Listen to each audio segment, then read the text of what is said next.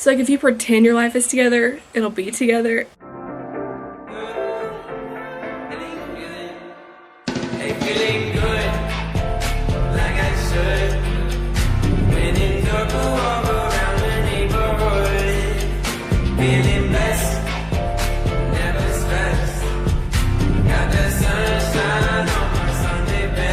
Hi guys, welcome back to my channel. First off, I want to apologize for my dog and the birds. I'm outside, but it is just too pretty of a day to not be out here. Before we start, I really want to ask you guys, if you're not subscribed to my channel yet, please subscribe. Just because you hit the subscribe button does not mean that you're going to get emails from me or that you're going to get notifications. It just simply means that you love me, you support me, and that you want to see me continue to do this. It helps me out more than it helps you out. So today's video is going to be a lot different than the rest of my videos. It's going to be more of a sit down and chat. The content I usually make is stuff I like to watch. So recently I've been watching Q&As, boyfriend tags, family tags, sister tags, stuff like that, which kind of shows you an insight to the girl behind the screen's life. These Q&As usually have questions like, what's your favorite song, your age, your favorite quote? All those things are all so great. I don't feel like you really learn anything about the person at all. So I really wanted to make a Q&A that was different and authentic and real. I think the saddest thing about our generation is that our souls are like craving for something more authentic. We continually see on Instagram as we swipe up the best pictures. On Twitter we see someone who has the funniest personality, and on YouTube we see someone with the perfect lifestyle that we want. In reality, none of those things are perfect. I don't want to be that highlight reel that we see on Instagram and then I put out onto Instagram. I want to be the whole movie,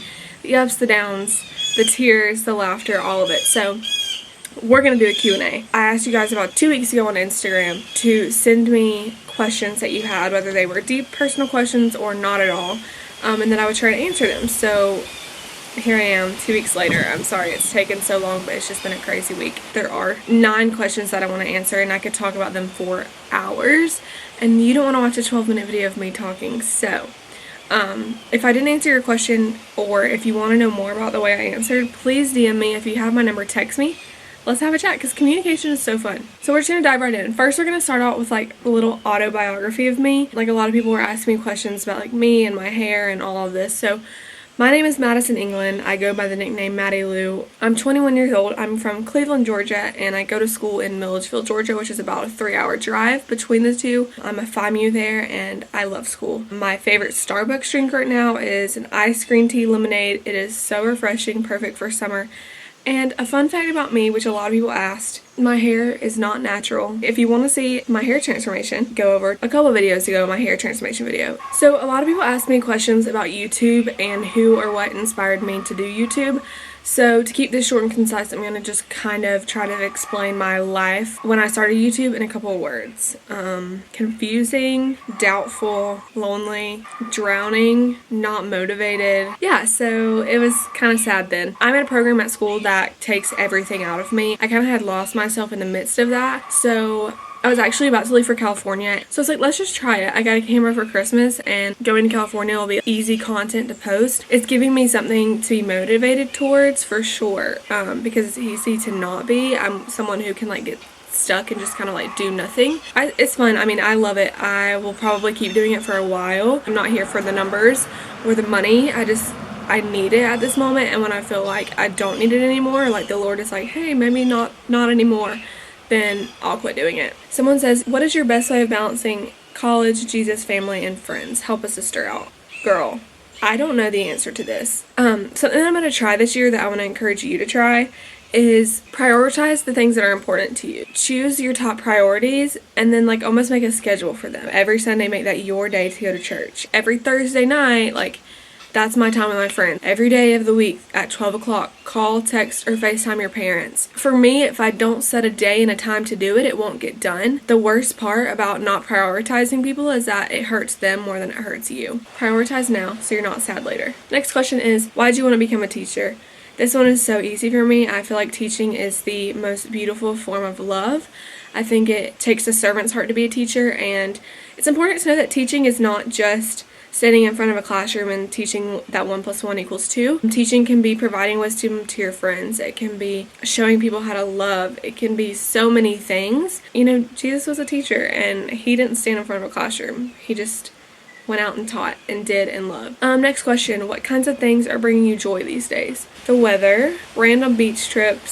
Surprisingly, getting towed was like the worst thing, but the funniest thing that's ever happened to me, and I can't quit laughing about it, so that's actually bringing me joy. Passion City music, spending one-on-one time with my parents. I've never been an only child. Like, from the day I was born, I already had a sibling. It's super cool how, like, when you get older and you have that time with your parents, that you're not only like parent and child, but you're also friends because you're older and you relate more. The next question is, what's it like being in a sorority? Honestly, I could talk about this for 25 years. I'm just not gonna do that. Here's what you can do. Go on Instagram, go to FIMU and click on this picture. I run the Instagram for our FIMU, and I wrote this caption on this picture from the heart.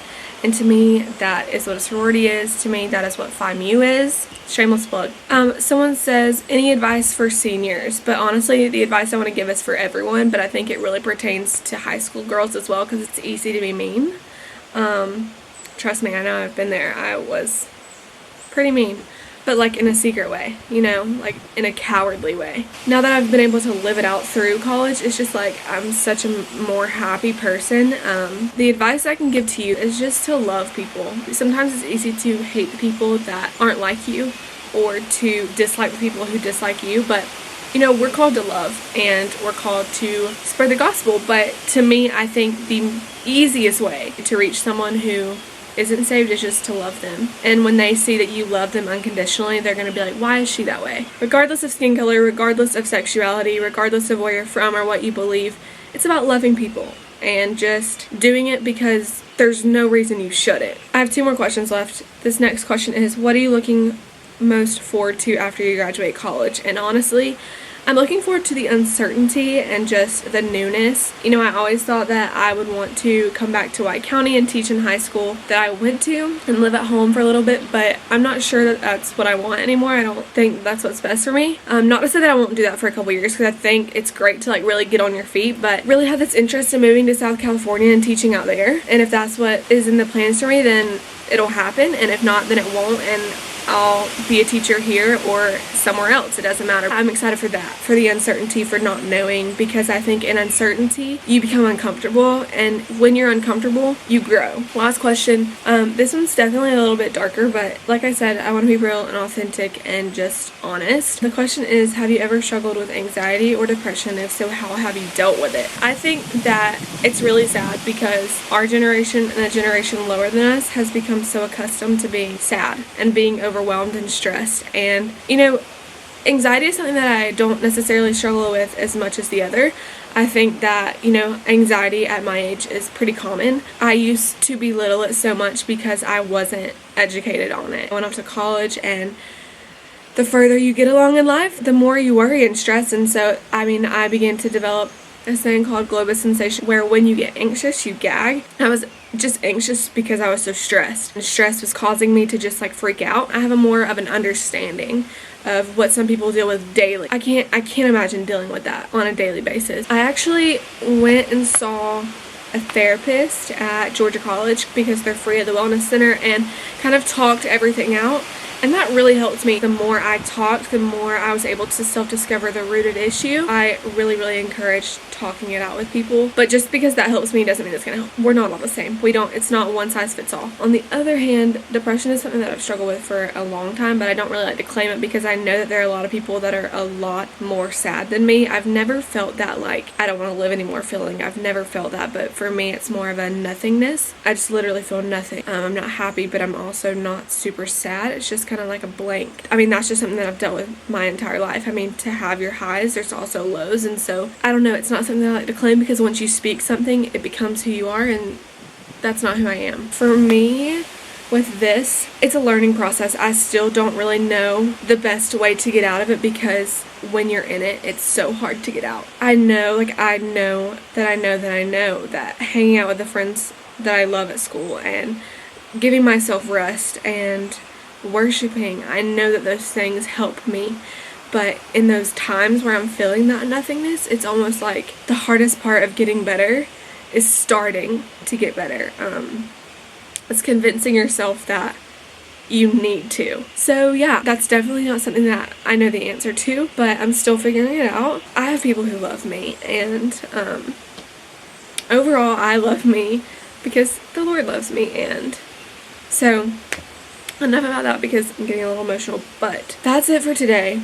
I mean, I don't want my channel to be super heavy, but I do want it to be honest. I do want it to be something that I'm proud of, and if I'm not honest with you guys, I can't really be proud of it. So I just want to say thank you so much for watching. I hope you liked this video because I'd love to put out more content like this of just realness and genuinity and authenticness. So yeah, that's gonna be it for today, guys. I love you so much. Subscribe. Hey, feeling good.